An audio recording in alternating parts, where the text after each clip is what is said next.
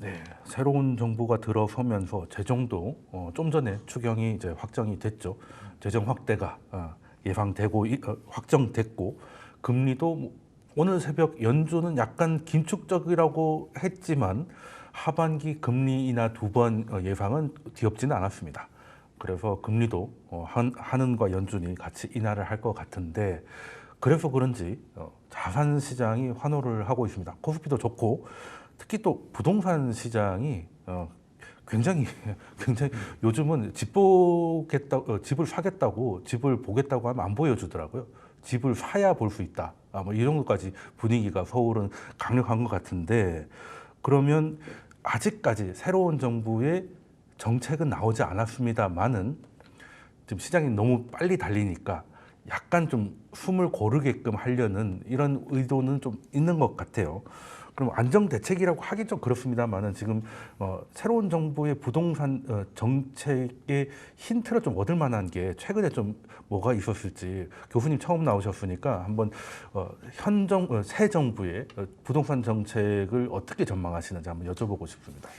일단 뭐 이재명 대통령이 이제 선거 유세 기간에 이제 정책 공약집도 내고 했는데 거기에 사실 부동산에 관한 거는 사실 내용이 별로 없어요. 그렇죠. 또 이제 실제 유세 기간에도 적극적으로 뭐 이 부동산 가격 안정화를 하겠다든가 뭐 이런 이야기도 별로 없었고 차라리 굳이 이야기를 한다면 내가 세금으로 집값을 잡지 않겠다 뭐 이 정도 이야기를 했고 또 정책 공약집에 나와 있지는 않지만 뭐 사기 신도시를 뭐 추진하겠다든가 아니면 250만 호 건설하겠다든가 이런 이야기를 했는데 문제는 그게 다 지금 최근에 집값을 이렇게 올라가게 하는 이 불꽃을 막 활활 타오르게 하는 아주 중요한 이유가 또 된 측면도 있는 것 같아요. 그러니까 보니까 새 정부가 들어섰는데 집값을 잡으려고 하나 다들 유심히 봤더니 세금으로 집값을 안 잡는다. 그러니까 잡을 게 별로 없는 거죠, 사실은. 그렇죠. 거기에다가 이제 새로 뭐 사기 신도시든 아니면 뭐 새로 뭐 250만 호를 건설하든 이런 거는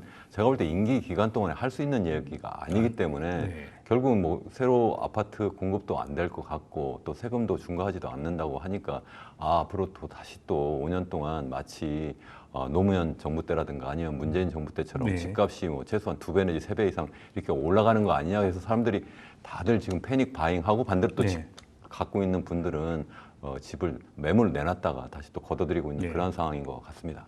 네.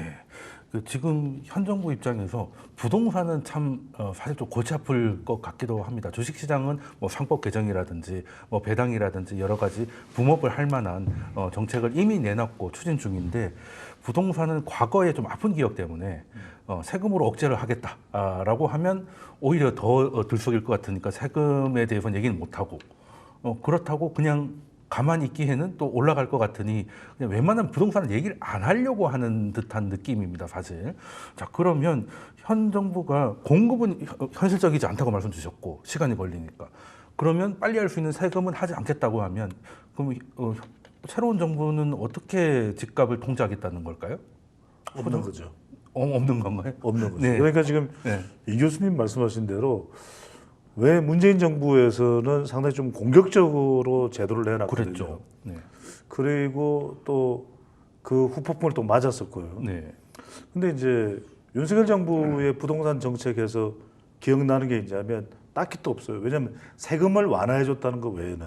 그러니까 이제 그런 부분들 외에는 또 대출도 또 조정했다는 것 외에는 딱히 없어요. 그러니까 이게 이 교수님이 계시지만은 부동산 정책을 성공하기가 참 쉽지 않구나. 이런 인식이 이제는 정치권에서도 상당히 깊숙이 좀 침투해 있는 것 같고 문제는 뭐냐면은 공급을 늘리고 싶은데 지금 그러면 지방의 공급을 늘린다? 늘려봐야 그거 가지고는 그거 뭐 사지도 않아요. 그러면 지금 서울, 인천, 경기에 늘릴 때라고는 글쎄 서울은 거의 별로 뭐 잘 보이지도 않고 그 다음에 이제 뭐 경기도 일부 지역이 있을 테고 그 다음에 또 이제 인천도 딱히 별로 없어요. 인천도 공급도 많은 상황이지 않습니까? 그러니까 이제 그러다 보니까 지금 상황 자체가 뭐 인천 그러면 우리가 좀 영종도 정도나 청라지구나 뭐 그런 데서 이제 추가적으로 이제 넓혀 나가는 그런 게 있는데 그러니까 부동산 정책이 이제 여러분들이 보시면 이게 있습니다. 세 가지인데 첫 번째는 공급이에요. 네. 건설과 관련됩니다. 네. 두 번째가 이제 세금인데 이게 이제 일종의 재정하고 관련되는 거죠. 그 세 번째는 이제 금융입니다. 네. 그러니까 이거는 뭐냐면 대출 제도를 통해서 좀 더 집을 살 수 있게끔 적극적으로 이제 환경을 조성해 주는 거죠. 아마 기억나실 텐데 2014년, 15년 경에 부동산 경기가 상당히 침체됐었어요. 네, 그랬죠. 박근혜 정부 때요. 네. 그리고 그때 비교하면 집값이 지금 많이 올라가 있는 셈이에요. 네. 그때 대출 많이 해줍니다. 집 네. 사라. 지금 그때 사라. LTV도 그래서 늘리고 했죠. 경기를 활성화하려고 했던 거예요. 네. 근데 지금은 딱히 지금 건설 비용도 많이 올라갔죠. 네. 지금 재건축도 쉽지가 않아요. 네. 재건축 준비부터 짓는 데까지 짧게는 5년, 길게는 10년입니다. 네. 그럼 정권이 다 끝나요. 그러면 이제 세금은 더 깎아줄 수도 없고 올리고 싶은데 마음은 지금 이재명 정부는 올리고 싶을 거예요. 그런데 올리자니 극도로 반발이 이제 네, 예상이 저항이 됩니다. 강하고. 왜냐하면 서울 지역에서는 사실은 웬만하면은 뭐 이게 아파트 한 채 값이면은 뭐 재산세 자체도 상당히 부담이 될 수밖에 없는 그런 구조인데 많이 낮춰놨어요. 윤석열 정부에서 네. 그나마. 그러니까 지금 딱히 제가 말씀드리는 건 뭐냐면 저도 이제 오늘 주제가 부동산 정책인데 이 교수님 말씀을 좀 저는 귀담아 들어야 되겠다고 생각한 게 딱히 생각이 안 나요. 궁해지는 겁니다. 그러면 네. 이제 궁적 통일하고 궁하니까 뭐가 나올 네. 법한데 이재명 정부에서도 이걸 내놓지 않은 가장 큰 이유가 딱히 뭐가 없어요. 네. 그래서 저도 이게 조금 이따가 이제 구체적으로는 뭐 없다고 할 수는 없기 때문에 이제 말씀을 뭐 드려야 그래도 되는데 뭐 작은 디테일은 있겠죠. 시원한 게 없어요. 네, 그렇죠. 시원한 게 없어요. 시원한 게. 예.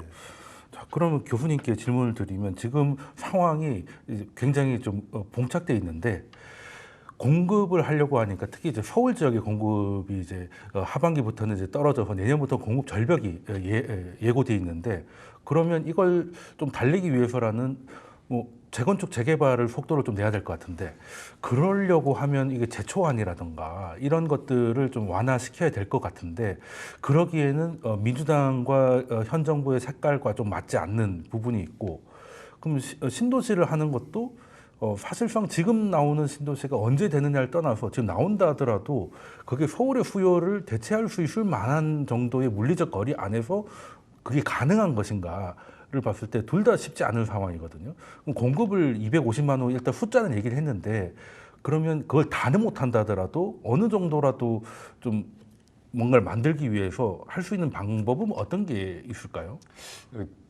제가 그 질문에 대한 답을 드리기 전에 우선 네. 큰 그림부터 한번 다시 한번 말씀을 드리면 좋을 것 같아요. 도대체 왜 지금 집값이 이렇게 막 폭등하느냐. 네, 그렇죠. 서울 강남에서 시작해서 뭐 강북으로 그리고 서울 네. 외곽으로 이제 수도권 전역으로 자꾸 확산하는 네. 조짐이 있는데 왜 그러냐 하는 네. 말씀을 드리면 첫 번째는 지금 이재명 새 정부가 새로운 정책을 내놓지 않고 더군다나 앞으로 세금으로 집값을 안 잡겠다 이렇게 해버리니까 그러면 이거 집값은 올라갈 수밖에 없네 이런 생각을 하는 거예요. 적어도 이 정권에서는 뭐 여러 가지 집값이 올라가더라도 세금을 안 때린다니까 그러면 뭐 앞으로 다른 상황이 뭐가 있나 보면 첫 번째는 민주당 학습 효과예요. 그래서 네. 이미 노무현 정부 때라든가 아니면 문재인 정부 때 전부 2배 내지 3배 다 올랐잖아요. 서울 그렇죠. 기준으로 하면 그렇게 많이 올랐는데 이번에 다시 또 올라갈 것 같다는 그런 생각을 하게 되는 거고 더군다나 지금 최근에 지금 추경을 편성을 했잖아요. 그래서 네. 1차 추경이 13조 8천억 원에다가 다시 또 2차 추경해가지고 총 지금 35조 정도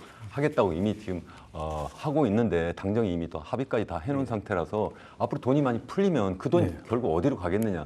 결국 뭐 소비한다고 하지만 결국 사람들이 다 부동산으로 돈을 가지고 하지 않겠느냐는 거고 세 번째는 지금 한국은행이 경기가 나쁘니까 어쩔 수 없이 금리를 낮출 것이라는 거예요. 네. 그래서 지금 이미 2.75였던 기준금리를 2.5% 낮췄다. 네. 그러니까 제가 지금 4가지 말씀드리고 있어요. 학습 효과, 그리고 두 번째는 재정 지출을 엄청나게 할 거다. 세 번째 금리 낮아질 거다. 네 번째는 이재명 새 정부가 대책을 내세우지 않을 것 같다. 이런 거예요. 그러면 지금 많은 분들이 지금 대책이 정말 없는데 어떻게 해야 되느냐. 세금 안 때리려고 하는 이유가 앞서 세금 때렸더니 결과가 별로 좋지 않았다. 이런 이야기잖아요. 그건 잘 모르고 하는 얘기예요. 세금을 어떻게 때렸는가 하면 그때는 한번 생각을 해보세요. 크게 2가지의 부동산은 하나는 재산세, 또 하나는 이제 거래세가 있어요. 이제 거래세는 취등록세하고 양도소세가 들어가는데 그때는 어떻게 했는가 하면 이 재산세를 때리는데 어떻게 때리냐면 다주택자에 대해서 네. 종합소득세라는 이름으로 종합재산세라는 이름으로 네. 그런 것만 중과한 거예요. 그러다 보니까 전부 똘똘한 한 채로 다 몰려버린 거예요. 네.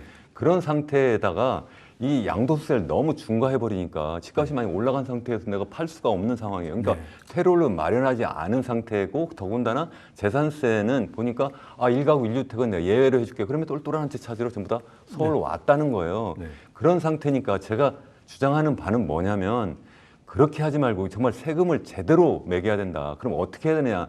다르게 하지 말고 우리가 OECD 비교를 많이 하는데 OECD에서는 어떻게 하느냐면 재산세가 더 우리보다 훨씬 높아요. 네. 반대로 이 거래세, 양도세 같은 것은 없는 데도 있고 아예 굉장히 낮이 네. 우리의 한 2분의 1, 3분의 1도 안 돼요. 네. 그러니까 무슨 말씀이냐면 거래세, 그러니까 양도소득세는 적어도 지금보다 반 이상 낮춰주고 네. 그 다음에 그 대신 이 보유세를 재산세를 지금보다 좀 점진적으로 좀 높여가자. 적어도 목표를 정하고 목표는 네. 얼마냐? 그러면 OECD 평균 정도 하자. 네. 그런 말씀이 그 무슨 얘기냐면 주택 가격 대비 어느 정도 재산세를 되느냐. 사실 미국하고 비교하면요, 우리나라 10분의 1밖에 안 돼요. 네, 제가 제 맞아요. 책에서 맞습니다. 자세히 제가 설명을 해놨는데 그것만 딱 조정만 해두셔도 된다. 첫 번째. 두 번째는 뭐냐면 이 택지를 개발을 해서 그걸 갖다가 이제 우리가 보통 LH가 이제 택지 개발해가지고 네. 민간에 그 토지를 분양을 해요. 그것도 아주 비싸게 경쟁이 잘해가지고 그걸 해요. 그렇게 하지 말고 싱가포르처럼 공공주택을 직접 줘라. 그래가지고 그것을 젊은이들에게 특히 결혼하고 아이를 낳는 젊은이들에게 우선적으로 좀 분양해라. 네. 그것을 지난번 정부처럼 계속해서 뭐 빚내서 집 사라는 것처럼 특례 대출을 했잖아요. 신생아 특례 대출. 그전에는 특례 보금자리론 이런 식으로 해서 뭐 60조, 40조 돈을 계속 푸는 거예요. 네. 그만큼 돈이 가니까 그거 다 하지 말아라. 제가 특례 대출 하지 마라. 거기에 덧붙여서 전세 대출도 이게 하나의 특례 대출인데 그것도 하지 말고 전세 대출에 대한 보증도 하지 마라. 그것만 줄여도 네. 된다는 거예요. 지금 좀 아까 배종찬 지금 소장님이 말씀하셨던 것처럼 크게 정책이 보면 세금이 있고 또 하나는 이제 대출 정책인데 두 가지 제가 하는 방법을 말씀드렸고 그리고 또 한 가지가 이제 공공주택을 건설하는 방법 말씀을 드렸는데요. 이 공공주택을 그렇다고 250만 씩 다라는 뜻도 아니에요. 네. 제가 볼 때 서울 예를 들어서 저는 그린벨트도 일부 풀 수도 있다고 생각을 네, 해요. 강남 그러겠죠. 거기에 제한적으로 공공주택만 짓겠다 여기에는 그것도 젊은이에게 결혼하고 아이를 낳을 수 있는 아이들에게 그런 사람들에게 우선적으로 분양하겠다. 거기에 또 다시 옛날처럼 뭐 시중 금리보다 뭐 1%포인트, 1.5%포인트 낮게 빌려줄 테니 또 돈 빌려서 집 사라 이렇게 해버리면 자꾸 젊은이들이 빚더미에 올라가서 집을 설사 사더라도 또 결혼 못하고 아이 못 낳는 거예요. 그런 상황으로 가지 말자 하는 말씀을 드리는 거고 마지막 또 하나 더 말씀을 드린다면 외국인들이 자꾸 우리나라 지금 서울로 계속 네. 몰려들면서 집을 계속 사고 있어요. 그것을 싱가포르처럼 아니면 캐나다처럼 원천적으로 봉쇄를 하거나 아니면 세금을 높이 매겨야 된다 이렇게 저는 말씀을 드리겠어요. 이 네 가지 하는 게 그렇게 어렵나요? 정말 이게 민주당 정권이 됐든 아니면 국힘 정권이 됐든 정말 국민을 원하고 중산층을 원하고 정말 젊은이를 위한다면 너무 쉬운 정책이에요. 그걸 모른다? 안 한다? 제가 볼 때는 이게 안 하는 건지 못 하는 건지 한번 잘 생각해 보세요.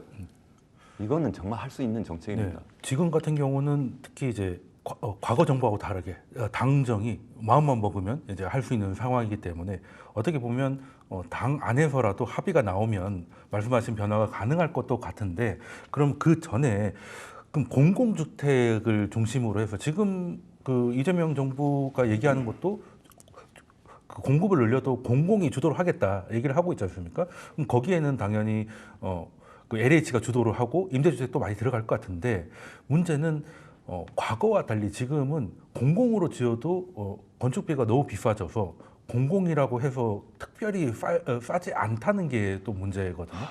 이건 어떻게 해결할 수 있을까요? 제가 한마디만 더 네. 드려도 될까요? 네. 왜 건축비가 비싸요? 난 도대체 이해가 안 되는 게 지방 집값은 왜 떨어지나요? 거기는 땅값이 건축비가 안 싸졌습니다. 올라가나요? 아니, 건축비가 아니고 거기는 땅값이 싸니까. 바로 그거예요. 네. 지금 LH가 토지를 분양을 할 때, 토지 개발해가지고 분양을 할 때 너무 비싸게 경쟁 입찰 시켜가지고 그걸 비싼 값에 민간에게 그걸 네. 분양을 해버리니까 서울 수도권 지역의 집값이 비싼 네. 거지. 건축비는 건설하는 그 비용 전체에서 뭐 토지값하고 이제 건축하는 비용인데 건축비가 비싸서가 아니라 땅값을 우리나라의 LH가 비싸게 분양해서 그런 거예요. 다시 말씀드리면 우리나라 계속 건축비 때문에 서울 집값이 올라간다는 거 거짓말이라는 말씀이에요. 지방 집값이 왜 안 올라가냐? 그럼 똑같이 올라가야 되지. 지방은 건설할 때, 건축할 때 도대체 그러면 거기는 뭐 모래성을 쌌습니까? 말이 안 되는 거 아니냐는 거예요. 네, 그런데 건설을 하려고 하다 보면 뭐 철근이나 이런 것들도 들어가지만 땅이 있어야 짓기 때문에 그러니까 제 말씀은 땅값도 땅을 분양을 하는데 네. 그 땅이 민간업자가 직접 자기들 개발하는 것보다는 거의 LH가 해가지고 분양을 하는데 그걸 너무 비싸게 한다는 그것을 LH가 직접 싱가포르는 전체 주택의 80%가 다 HDB, 다 이 공공주택, LH 같은 데서 하는 거예요. 네. 그리고 그것도 지금 자꾸 공공주택 하면 임대주택이라고 생각해가지고 다 좀 저가에 좀 나쁜 집 이런 분위기가 느낌이 있어요. 그게 아니라 정말 양질의 좋은 집을 공공주택을 분양하라는 거예요. 네. 그걸 살 수 있도록 그렇게만 네. 하면 사람들이 그걸 사지 왜 안 사겠어요. 그런데 그러면 시가에 예를 들어 평당 1,000만 원에 할 수 있는 거를 어떻게 그 땅을 LH가 뭐 400만 원에 살 수 있거나 그런 방법도 사실 후용이나 이런 재산권을 침해시키는 방법밖에 없지 않습니까? 아니죠. 한번 그 내용을 보시면 네. 그 분양을 할 때 이분들이 토지 그 개발한 조성 원가로 하는 게 아니라요. 네네. 그거를 경제임차에서 비싸게 해가지고 자기들 거기에서 이윤을 남긴다니까요. 이 공사에서 그렇게 네. 하지 말자는 거고 더군다나 여기 그린벨트 같은 거는 얼마나 토지 조성 원가가 또 싸겠어요. 네. 그걸 해가지고 직접 자기들이 져라. 직접 지기 힘들면 그에 대해서 민간업자한테 하청을 주면 돼요. 죄송합니다. 제가 너무 말을 많아서 그런데 예, 정말 어떤 말씀인지는 알겠습니다. 할 수 있는 방법이 있는데 자꾸 안 하니까 제가 정말 이에 대한 예, 자세한 알겠습니다. 내용을 저의 그 유튜브 채널도 있어요. 이현은 교수 네, 경제포럼 한번 거기 참고해 자세히 설명을 주시면 좋을 것 드렸는데 같습니다. 한번 좀 보십시오. 예. 제가 이 부분을 네, 소장님도 조금 말씀- 추가적으로 네. 설명을 드릴게요. 네. 이제 교수님 말씀이 뭐냐면 싱가포르 모델인데 싱가포르 모델을 네.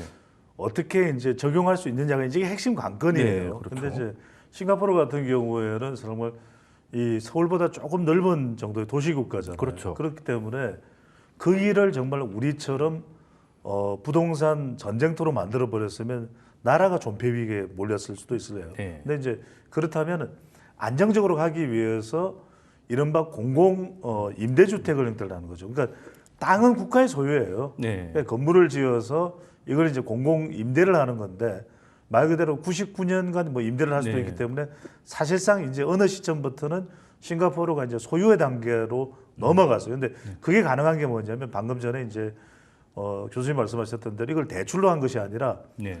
본인이 이제 이 주택 마련을 위한 기초 이제 자금을 이제 적립을 한 것이고 그러면 이제 국가가 상응해서 매칭 펀드 형태로 이제 적립을 해서 네. 이 사람이 이것을 집을 살 수 있게끔 이제 만들어줘서 이제 소유가 되게끔 하는 겁니다. 그럼 적정한 인구를 이제 유지가 네. 되면서 이게 이제 선순환 구조가 되는 거죠. 말 그대로 집도 소유를 하면서 더 거주할 수 있는 어떤 충성도는 높아지면서 부동산 투기 쪽으로는 이어지지 않는 것이겠죠. 네.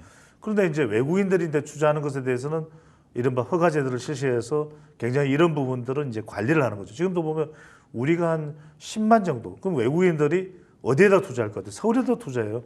노른자 위에다 투자해요. 그렇죠. 그러면 이 예. 10만이라도 이른바 이 부동산 가격 뻥튀기가 될 경우에는 시장에 미치는 파급 효과는 굉장히 큰 겁니다. 자, 여기서 제가 말씀드리고 싶은 건 뭐냐면 일단은 이런 가능성, 이런 어떤 새로운 부동산의 좀 근본적인 해결책이 가능하도록 이런 결단이 필요한 거예요. 네. 정치가 됐든 어떤 행정이 됐든 그래서 말 그대로 지자체와 협력해서 적어도 서울은 싱가포르 모델로 가자.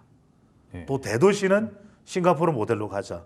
그러니까 모든 지역이 다 이렇게 할 수는 없어요. 싱가포르 모델로 할 수는 없지만 그러면은 택지 조성을 해서 그거는 국가 소유로 해서 공공 임대로 이른바 신규 분양을 받는 그런 어떤 뭐 일가구가 됐든 또는 신혼부부가 됐든 또는 무주택자가 네. 됐든 그 해결이 가능한 것이고 그다음에 저는 지금 상당히 노후화된 주택이 많아요. 서울만 해도 그렇죠. 지금 그렇지 않습니까, 교수님? 네. 50년대 한강변을 따라서 네. 여의도도 마찬가지고 저는 투기붐을 조성하라는 이야기가 아니에요. 적어도 건축은 얼마만큼 재건축이 활발하게 이루어지도록 하고 합리적인 비용의 초과이익 한수가 있어야 되겠죠. 네. 그거를 필요로 하겠죠. 그게 막 상당히 가격 자체가 여하튼 이 부동산 가격이 오를 수 있는 그런 지역이라면 재건축 이후에 그런데 너무 지금 규제가 많아요.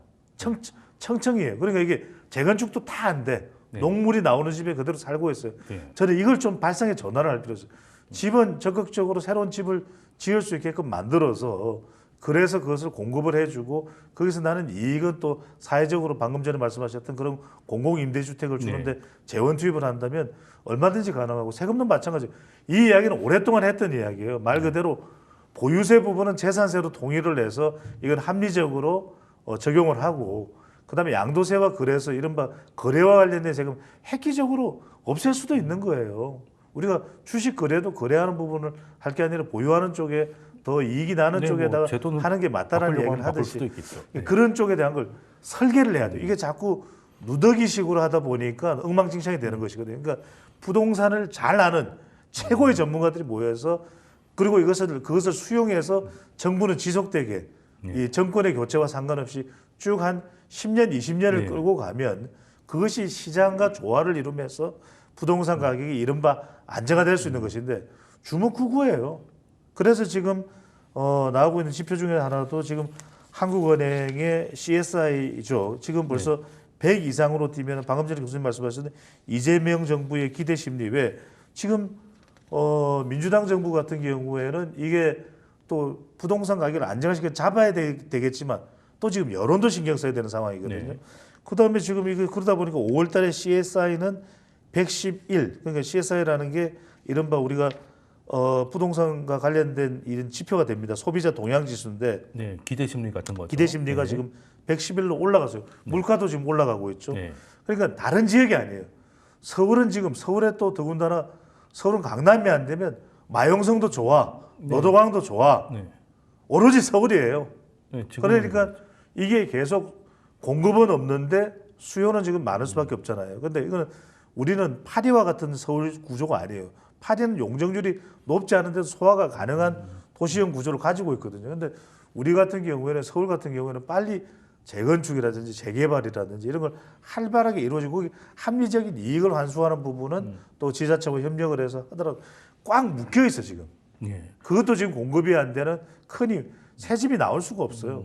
네, 거기에 좀만 더 네. 붙여서 좀 말씀을 드리고 싶은데 지금 뭐 우리 배 소장님하고 저하고 뭐 의견이 너무 비슷해가지고 오늘 이게 반대 토론이 아니라 서로 같이 이렇게 그게 더 좋을 수도 있습니다. 찬반 맞는 토론은 얘기를 하는 아닙니다. 거니까요. 네, 이게 네, 맞는 네, 이야기를 찬반 서로 토론은 지금 하고 아닙니다. 있는 건데 첫 번째는 다시 한번 말씀드리지만 이 세금 정책이 너무 중요하다는 말씀. 네, 그래서 지금 그렇죠. 종합부동산세니 뭐 재산세를 나눌 필요도 없어요. 그냥 하나로 합해서 이걸 OECD 평균까지만 끌어올리자 하는 게 제 말씀이고 그 대신 거래세는 대폭적으로 낮추자. 그래가지고 집을 갖고 있는 분들이 특히 연세 많은 분들이 그걸 굳이 거기서 사실 필요가 없거든요. 서울, 강남 아주 정말 요충지에서 계속 사시면 그럼 젊은이들이 어디 가서 살아요? 젊은이들은 자꾸 시외곽으로 나가고 뭐 조금 밖으로 나가고 그래서 아침에 한번 보세요. 젊은이들은 정말 완전 지옥철이라는 걸 타고 그냥 서울로 꾸역꾸역 들어와요. 일하러. 나이 드신 분들은 배낭 메고 전부 등산복 입고 밖으로 나가세요. 이게 코미디 아니에요? 이게 우리나라 국가 경제를 떨어뜨리는 굉장히 중요한 이유라고 생각하는데 그래서 자연스럽게 지금 연세 드신 분들이 점점 더 많이 나오는데 그분들이 좀 교외로 좀 나가서 사시고 또 젊은이들은 안에 들어와서 살 수 있도록 하는 분위기를 만들어야 되는데 그렇게 하기 위해서 첫 번째 다시 한번 말씀드리지만 세금 정책이 너무 중요해요. 사실 집값을 생각하면 큰 그림을 그려야 되는데 이걸 잘 하셔야 돼요. 이게 크게 보면 수요와 공급이 있잖아요. 네. 그 수요는 생각해 보면 첫 번째 인구적 요인이에요. 그동안 인구가 굉장히 빠르게 늘은 때가 있었어요. 그것도 젊은 그렇죠. 인구가 또 한때는 굉장히 우리나라 경제 성장이 두 자릿수였고 막 이랬어요. 네. 인구도 줄고요. 젊은 인구 더더욱 빠르게 줄고 있고 경제 성장률은 지금 2% 밑으로 떨어졌어요. 잠재 GDP 성장률이 네. 곧 1% 밑으로 떨어지고 0% 밑으로 떨어진다고 KDI나 한국은행이 다 전망을 하고 있어요. 네. 이런 상태에서 옛날처럼 집값이 올라갈 만한 수요 견인 요인이 없는 거예요. 그나마 남은 것이 유동성인데 유동성도 옛날처럼 뭐 기준금리가 0.5%까지 떨어진다면 제 손에 장을 지집니다. 그렇게 될 수도 없어요. 네. 불가능하다. 그럼 어떻게 끌어올리냐? 지난번 정부에서 한 것처럼 계속 정부가 빚내서 집 사라고 하는 특례 보금자리론, 신생아 특례대출 이런 식으로 특례대출을 한 거예요. 정부가 돈을 빌려줘서 계속 수요를 끌어올린 거예요. 그게 무슨 얘기냐면 집을 살 만한 수요가 서울도 없는 거예요. 그럼 공급적으로 생각해 보면 공급도 점점 연세 드는 분이 많고 인구가 줄어들면 공급이 늘겠어요, 줄겠어요. 자기가 갖고 있는 집을 내놓는단 말이에요, 매물로. 그러니까 우리가 보통 공급을 이야기를 할 때 사람들이 딱 한 가지만 이야기를 하세요. 신축주택 분양하고 입주하는 것만 생각을 해요. 그래서 내년도 확 줄어든다는 거예요. 그게 아니라 기존 주택 매물이 얼마나 나오냐가 훨씬 규모도 크고 더 중요해요. 그걸 갖다가 퇴로를 열어주자 제가 계속 말씀드리는 거고 그러면 결국 인구가 자꾸 고령화되고 줄어들기 때문에 매물이 더 나올 수밖에 없고, 두 번째 소득도 계속 앞으로 느는 게 아니라 줄어들 수도 있기 때문에 사람들이 매물을 내놓는다는 거예요. 금리도 계속 높은 상태에 있으면 내놓을 수밖에 없죠.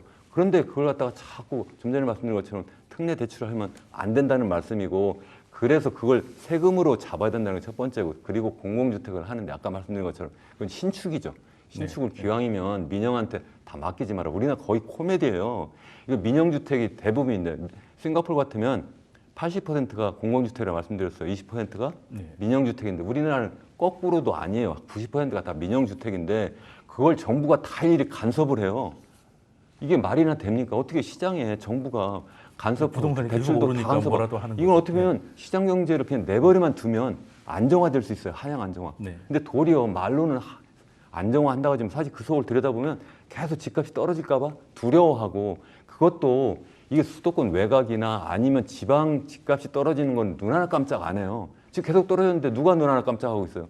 지난번 2022년 서울 중심으로 둔촌 주공 사태 나고 이러니까 눈 하나 깜짝이 아니라 깜짝 놀라가지고 그때부터 정책 대출하면서 집값 뛰어 올렸잖아요. 왜 그런가 한번 생각해 보세요. 우리나라가 서울 공화국이고 강남 공화국이고, 거기에 정치인이나 아니면 정말 고급 관료나 언론인이나 아니면 뭐 의사, 변호사, 교수 이런 사람들, 그런 분들이 다 거기 모여 살아서 그런 거예요.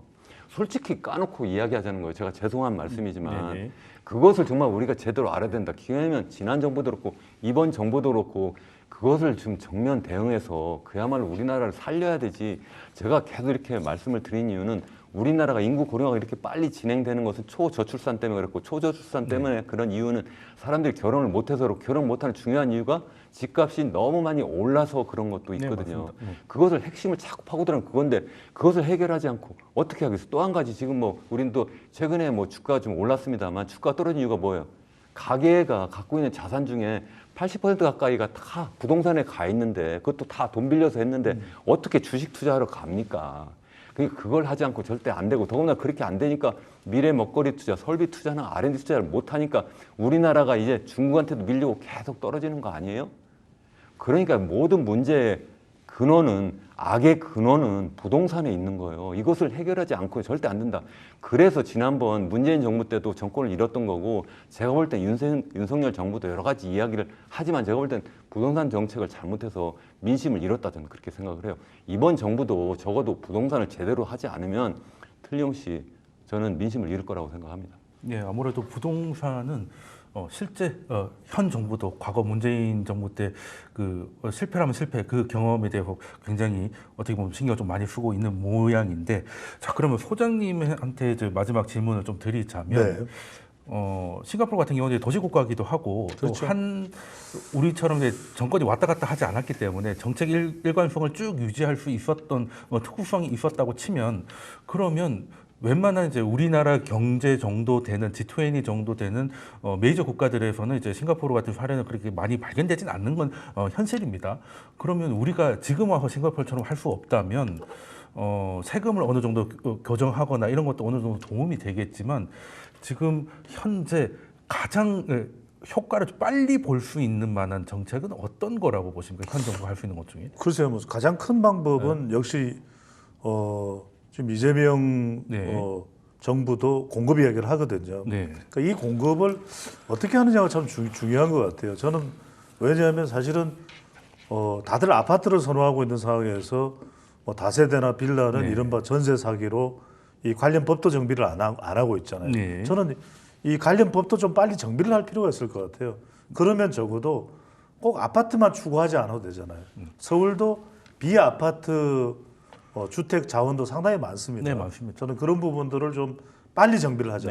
왜냐하면 정비를 못할 이유가 없습니다. 여기 이 교수님 말씀대로 IT 강국인데 왜 미리 이른바 이 부동산과 관련된 그런 중요한 확인 사항들 있잖아요. 전입신고라든지 이런 부분들 왜 전산적으로 확인할 수 있는 시스템이 안 되나요? 그런 부분부터 빨리 돼야 될 필요가. 그러니까 전세 사기 이런 걸로 인해서 정말 극단적인 선택까지 하는 상황이 있는 것이고, 두 번째는 저는 제가 말씀드립니다.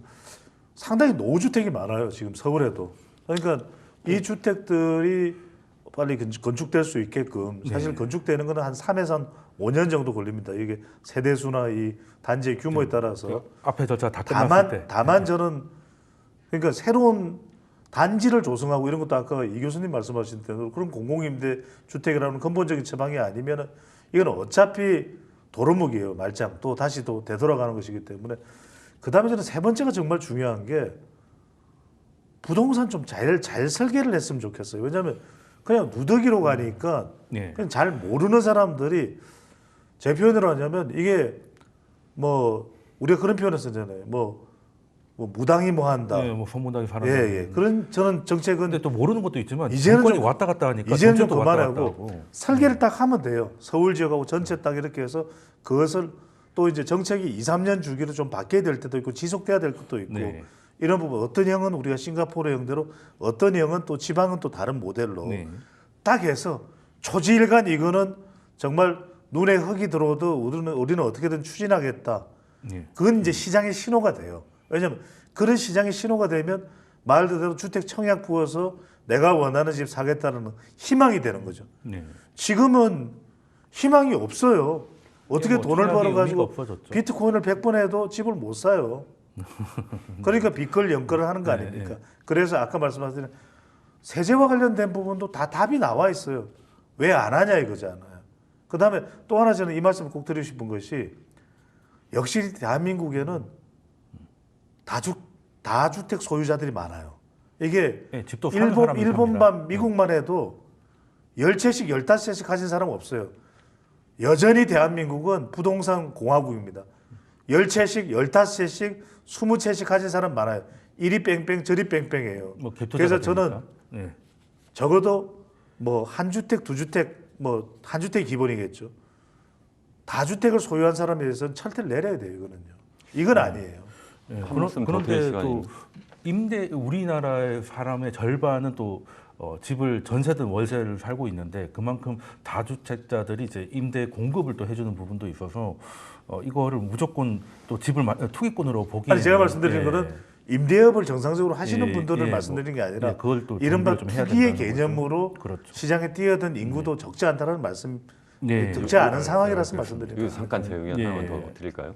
여기서 약간 이제 배 소장님하고 의견이 약간 갈리긴 하는데 저는 아까 이제 재산세를 좀 기왕이면 이제 종합부동산세와 합해서 합쳐서. 좀 올리자 이렇게 말씀드렸는데 그것을 뭐 1가구 1주택은 뭐 예외로 하자 이렇게 하지 말고요. 저는 모든 갖고 있는 주택 예를 들어서 뭐 10채, 15채면 그걸 전부 다 합하자는 네, 거예요. 금액 기준으로 합해가지고 봐야죠. 그렇죠. 그 가액이 얼마냐, 재산 네. 가액이 얼마냐 계산해가지고 그걸 누진적으로 하면 돼요. 근데 서울 갖고 있는 집 한 채가 지방의 10채보다도 더 비싼 게 현실이에요, 사실. 그러니까 사실 지방은 집을 누가 많이 사줘야 되는 거고요. 네. 서울은 좀 가능하면 사지 않는 게 맞거든요. 그러니까 저는 기왕이면 이게 숫자가 중요한 것이 아니라 총액이 중요하다. 그렇죠. 총액 대비 누진적으로 재산세를 네. 매기자 이런 거고요. 아까 총액이- 무엇부터 해야 되느냐를 말씀하셨는데 제가 네 가지 우선 중요하다 말씀드린 재산세 뭐 이거 아니면 거래세 이거 당장은 못 하잖아요. 그럼 뭘 해야 되냐? 제일 첫 번째 저는 이재명 대통령이 내가 선거 유세 기간에는 그렇게 이야기했지만 내가 집값을 확실하게 하향 안정화로 잡겠습니다 하는 선언을 지금이라도 해야 된다. 저는 그렇게 생각을 하고요. 첫 번째. 그래서 사람들에게 확실한 시그널을 줘야 된다. 두 번째는 쉽게 할 수 있는 게 뭐냐면 특례 대출 있잖아요. 네. 그거 하지 않으면 돼요. 크게 두 가지예요. 특례 대출은 하나는 뭐냐면 부동산 담보 대출 할 때 뭐 이런 네. 때 정부가 이제 싸게 아까 말씀드린 신생아 특례 대출 같은 거 이거 안 하면 돼요. 아, 젊은이들 도와주는 거 아니에요. 그거 도와주는 거 아니에요. 싱가포르 같은 거 아까 예를 좀 들으셨습니다만 거기는 이렇게 특례 대출하는 게 아니고요. 그렇게 결혼하고 아이를 낳는 그런 젊은 부부들에 대해서는 할인 분양을 해요. 그러니까 싸게 분양을 해주는 게 맞지 그냥 이자를 싸게 해줄 때 빚내서 집 사라 이러니까 막 그 50%가 60%, 70% 빚내가 집 사는 게 문제가 된다. 또 한 가지는 전세 대출도 마찬가지예요. 이것도 하나의 특례 대출인데 이것도 지금 뭐 전체 다 해줄 뿐만 아니라 그것도 뭐 완전 100% 완전히 보증까지 해주겠다. 최근에 뭐 90%를 낮춘다고 하는데 그걸 갖다가 획기적으로 낮추기만 하면 제가 볼 때는요. 그러니까 특례 대출, 부동산 담보 대출 관련해서 그런 특례 대출하고 또 한 가지는 이 전세 대출 이거만 좀 낮춰도 그럼 된다. 최근에 뭐 이거 지금 집값이 올라가니까 지금 뭐 갑자기 정부에서 뭐그 시중 은행들 뭐 부행장들 전부 불러 모아가지고 네, 뭐 이거 뭐 대출 네. 줘야라 이렇게 얘기하는데 국기 잡고 대출을 있죠. 다 누가 만들었어요? 다 지난 정부가 만든 거. 정부가 전체 올해 지금 부동산 담보대출 전체 지금 증가하는 것이 뭐 명목 GDP 증가율 정도 한다고 하는데 그 정도면 한 70조 정도 될까 말까인데 제가 볼 때 60조를 다 누가 하느냐? 정부가 특례 대출이라는 이름으로 다 풀고 있어요. 제가 그래서 악어의 눈물이라는 거예요, 이게. 아까 일관성 알겠습니다. 없다고 말씀하셨는데 제가 볼 때 굉장히 일관성이 있어요. 집값 띄우는데. 정말 일관성이 있어요. 안정화라는 게요. 하향 안정화가 아니에요, 이분들이. 다 상향 안정화예요. 상향 안정화. 그것도 수도권, 서울. 뭐 꼭 그 안정적인 물가 상승 정도의 상승만 하는 거지 꼭 부동산을 하향시켜야 된다는 것도 그것도 고민이 좀 필요한 부분인 것 같습니다. 자, 그러면 이제 두 번째 주제로 넘어가도록 하겠습니다.